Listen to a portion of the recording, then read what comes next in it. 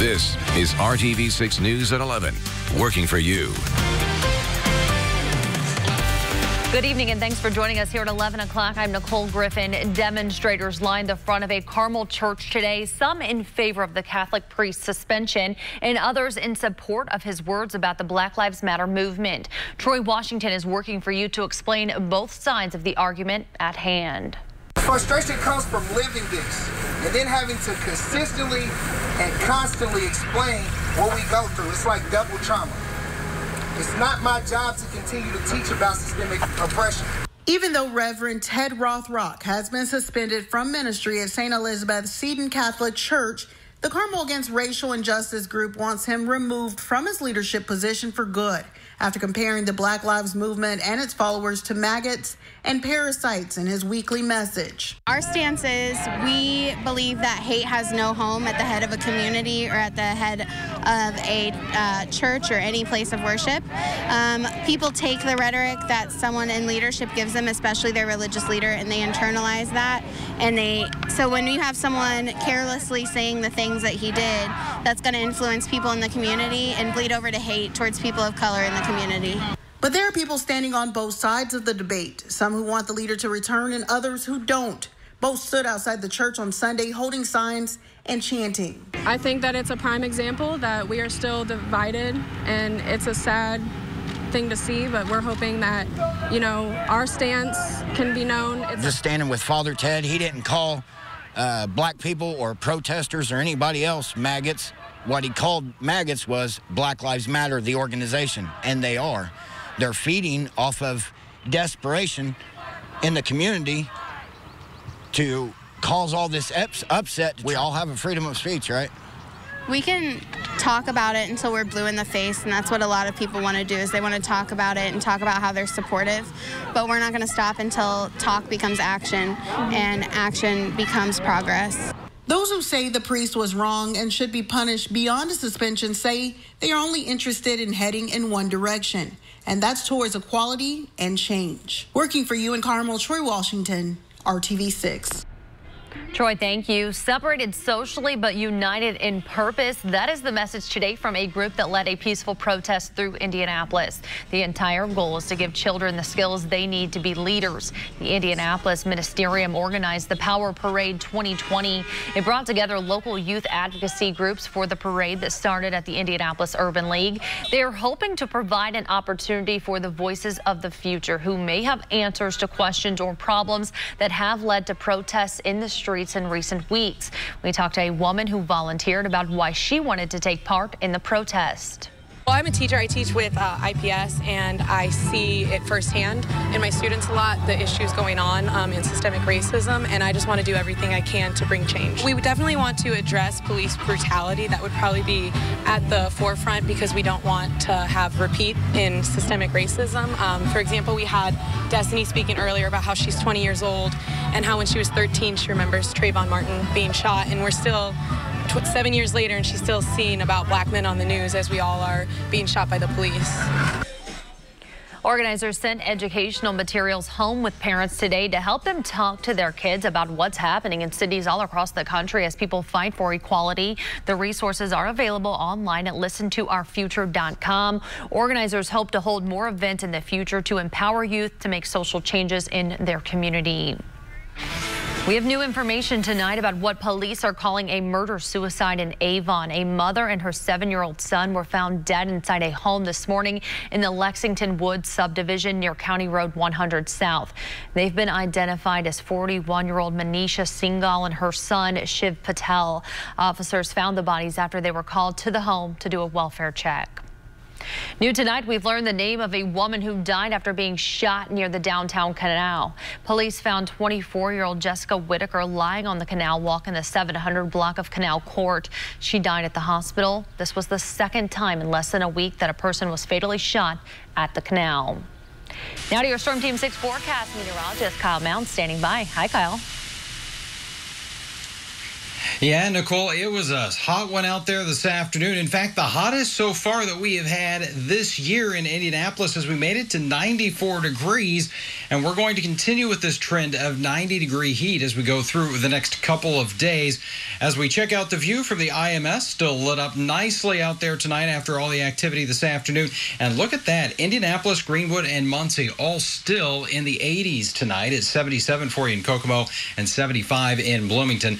Rain coverage that was very isolated throughout the day today, and you can see things are quiet, and I expect them to stay that way through the overnight hours. We'll start off your Monday with clear skies. Those temperatures already back to 80 degrees at 9 a.m. Nicole, in just a few minutes, we'll talk about more heat going into our Monday afternoon.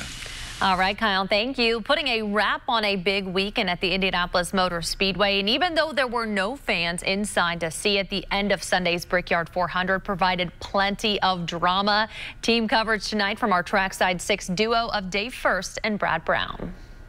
Well, what a difference 48 hours can make. Just yesterday, these were the garages that the IndyCar Series had with the Xfinity Series inside Gasoline Alley. Well, as soon as that Xfinity Series race was over yesterday, all of those transporters left, and the Cup transporters moved in at 8 o'clock. Oh, yeah, and they flipped the track as well. Instead of going that way, it's back to the traditional oval in the 27th running of the Brickyard 400 with no fans. It's been eerie all weekend, perhaps none more so than right now as you get ready for really what is a historic event. Cars are lined up, including the 48 of what was supposed to be Jimmy Johnson. He tested positive for COVID-19 on Friday. Justin Allgaier would get the ride. He said he didn't find out until 6:20 Friday. That's what he told me. The announcement went out 6:30. Things move quickly when it comes to NASCAR right now and the Brickyard 400. Brad Brown, it only became quicker as the day went on. It actually took a little longer than they wanted to get things going. Lightning around the speedway delayed the start of Sunday's race by more than an hour. Once they got it going, Joey Logano, starting on pole, led the race for all of the first 14 laps. A scheduled competition caution on lap 15 turned into a complete mess at the entrance to pit lane. More than half a dozen cars got piled up, a couple of them completely sideways. In the middle of it all, the rear tire changer of Ryan Blaney's number 12 car got clipped. Zach Price would be stretchered off to the medical center. He was taken to Methodist Hospital for further evaluation. NASCAR threw the red flag and a delay of nearly 20 minutes before they got back to it. Blown tires put several drivers into the wall this afternoon. Eric Jones on lap 74. Massive hits sparked a huge fire in the 20 car. He was out okay. William Byron was leading the race just before halfway when his left front tire shredded. Cost him a solid chance at a win today. The most dramatic of these came with 7 laps to go. Denny Hamlin in the lead looked to be cruising to his first Indy win. Right front tire blows coming out of turn 1. A fiery crash into the safer barrier. Hamlin took a moment to get out of the car, but he was okay as well, but his Brickyard hopes were done. The final restart under green-white checker rules. Kevin Harvick going from the point. He had been chasing Hamlin for most of the previous 30 laps, but Harvick pulls away from the pack and rolls to his second consecutive win at Indy, and he is now a 3-time champion at the Brickyard.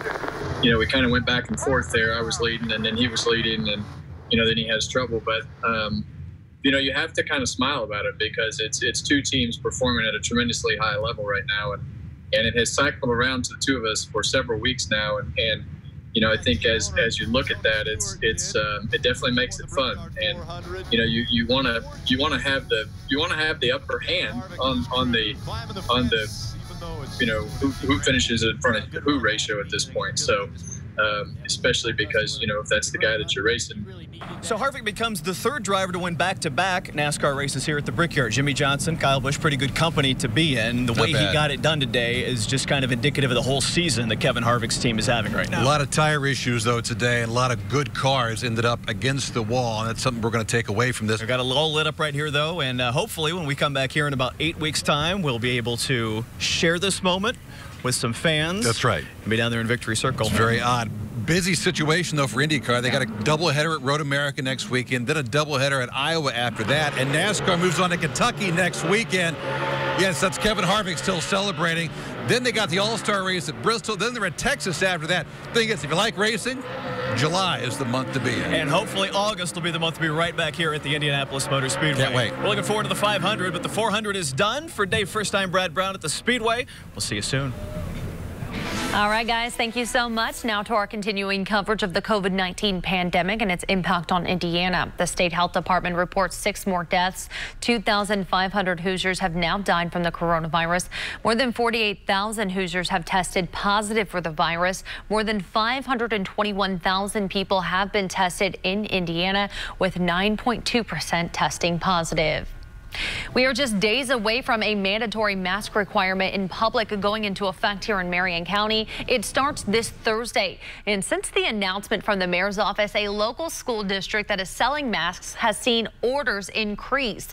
The sponsors for the Ben Davis High School senior class officers are selling these masks as a fundraiser that will help local families.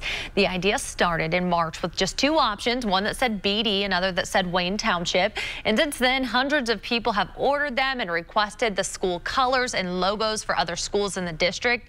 We talked with Melissa Edwards, who is one of the sponsors, and she says the money will go to help feed families during their Thanksgiving food drive, which is a costly event. We feed anywhere from 300 to 500 families. Each year it has increased. I'm sure this year it'll definitely increase again.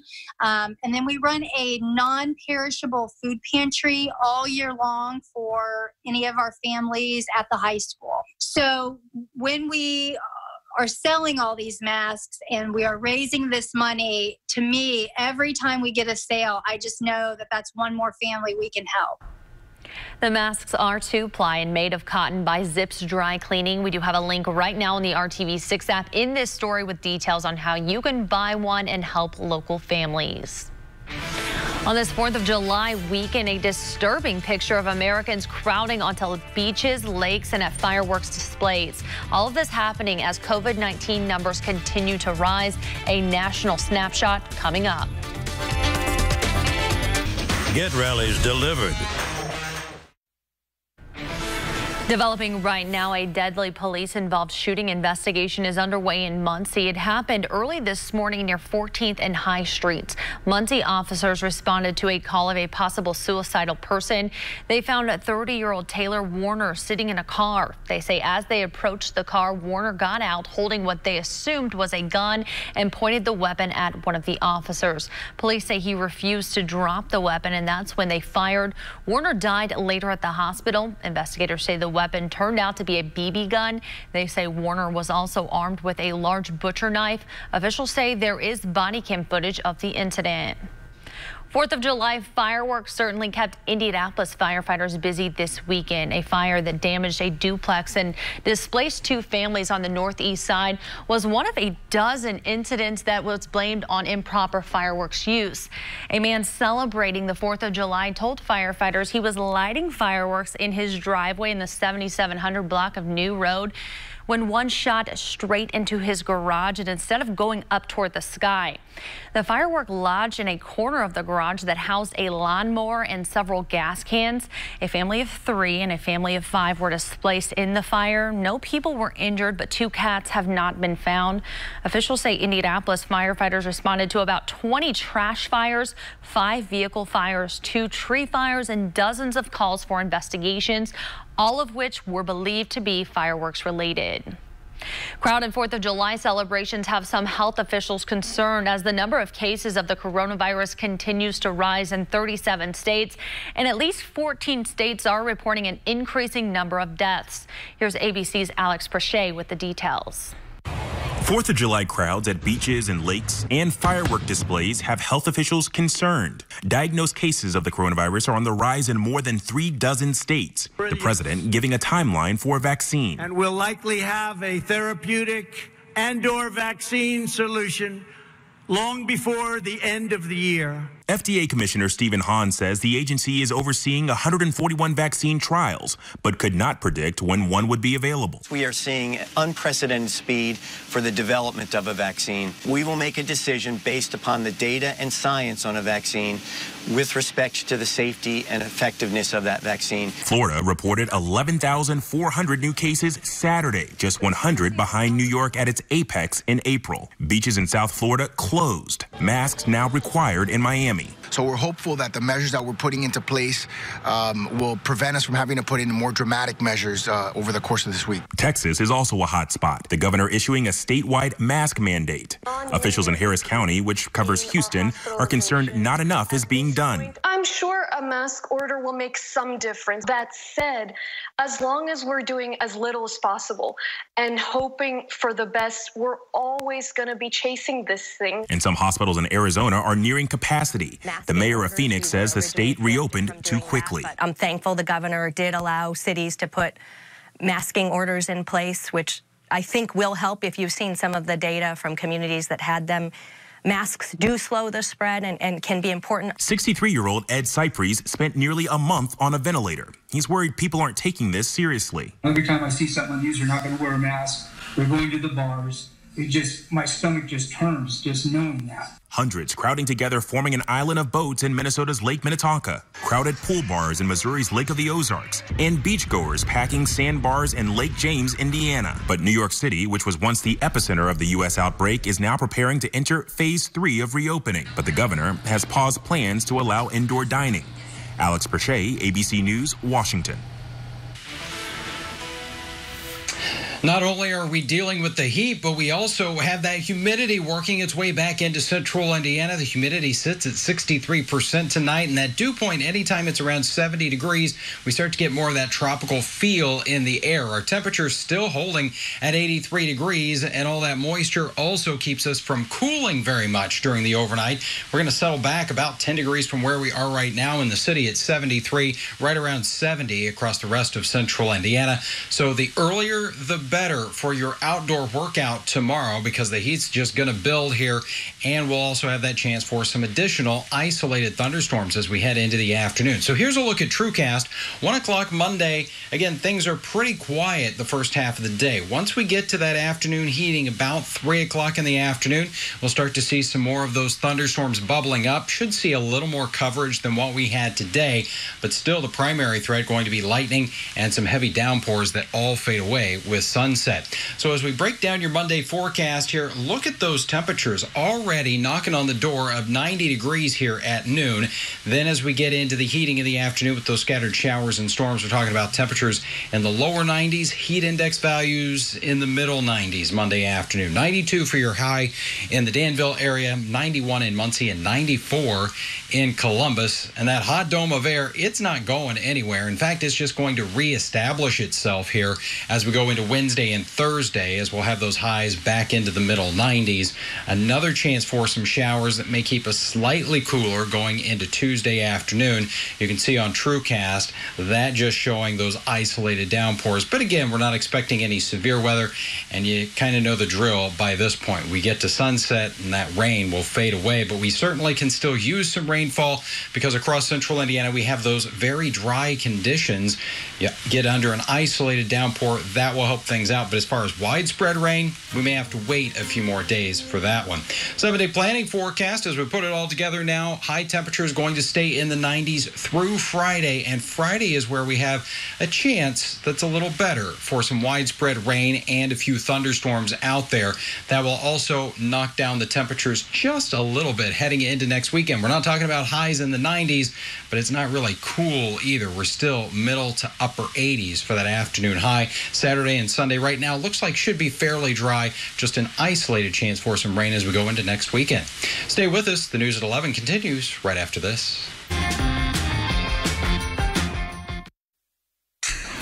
As students prepare to go back to school later this summer, a local organization that focuses on empowering young women and girls is preparing to help. Wanted to do something special for the kids, and I thought about school supplies, but I know that there's so many school supply drives out, and so I wanted to just look at the mission of my organization again. URain Inc. helps young women ages 8 to 18 by helping them feel confident in all areas of their life. The founder, Nicole Norwood, started what she calls Project Pads. She's calling on the community to donate feminine hygiene products and pouches to put them in order to donate to local schools. In just 5 days, the community stepped up to donate, and they surpassed their goal of 100 packages. A big reason why local members at Power B Bounce workout class had a mini drive and have collected hundreds of packages. I've researched, and the stats tell us that, there are so many girls that miss school because of the lack of, or girls who just don't have the finances to buy them.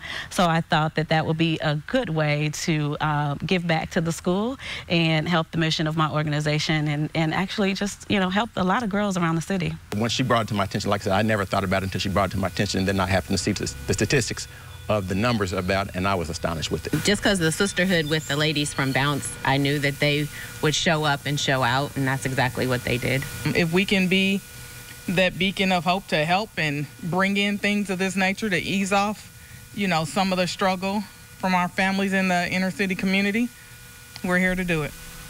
They plan to continue collecting tampons, pads, panty liners, and pouches through July to distribute to schools starting in August. They also accept financial donations. To donate supplies or request donations for a local school, just email uraininc@gmail.com. They plan to collect again every 3 months to help schools across the city. We'll be right back after this break. On select models. They were among the last places to reopen in the Hoosier State, but now bowling alleys all over Indiana are back in action for the summer. One long-standing bowling center on Indy's east side has a new, fresh look. Brad Brown shows us how they're ready for the pins to fall. For more than 3 months, bowling alleys all over Indiana remained silent, but this past weekend saw the pins starting to fall again. It was weird coming in here and not having any customers. There were several times I was confused on what day it was because my leagues weren't bowling, so I wasn't sure what day we were really here. All-Star Bowl on Indy's east side has hosted rollers from all over the city for decades. My mother actually was pregnant with me when she first started working here, so they built it in '76. The old owners built it in '76. My mom probably 78 when she first started working here. Yeah. The pandemic shutdown allowed time for a full remodel. The old lanes looking brand new again. When we were doing all the maintenance stuff, I don't want to say I didn't pay attention, but like when we literally opened up, I was like, oh, it's a different bowling center. It's not what I was used to, but I like it. I like it a lot. That fresh look goes into the alley's cafe and lounge. Local artists sprucing up the space, much the same all over these old walls. Spring leagues turned into summer. Fall leagues will be starting before you know it. All-Stars regulars are ready to get back to throwing strikes again. Our junior league is probably one of the biggest junior leagues in the state of Indiana. Our senior league is amazingly big too. On Tuesday afternoons in the fall, they take up the entire house. Saturday nights in like the fall and winter, if it's raining and snowing, we're packed. I mean, weather's bad, you have a lot of bowlers, so yeah, people want to get out and be able to go do something. The All-Star Bowl staff has new policies in place for social distancing and extra sanitation around the facility as well. Summer leagues are underway. They are signing up for fall, and there is plenty of hours for open bowling available as well. All-Star Bowl is open Monday through Saturdays on Indy's east side. You can find a lot more information on their Facebook page. Working for you, Brad Brown, RTV6. All right, it's going to be a job just to keep cool again on Monday. We'll have those temperatures climbing quickly into the lower 90s, afternoon heat index values into the middle 90s with an isolated shower or thunderstorm possible. 7-day forecast shows that we'll actually get back to around 94 degrees here on Wednesday and Thursday for a few thunderstorms start to come in here, a little more widespread on Friday, temporarily cooling things down with highs back in the 80s. Nicole. All right, Kyle, thank you, and thank you for joining us. Have a great night.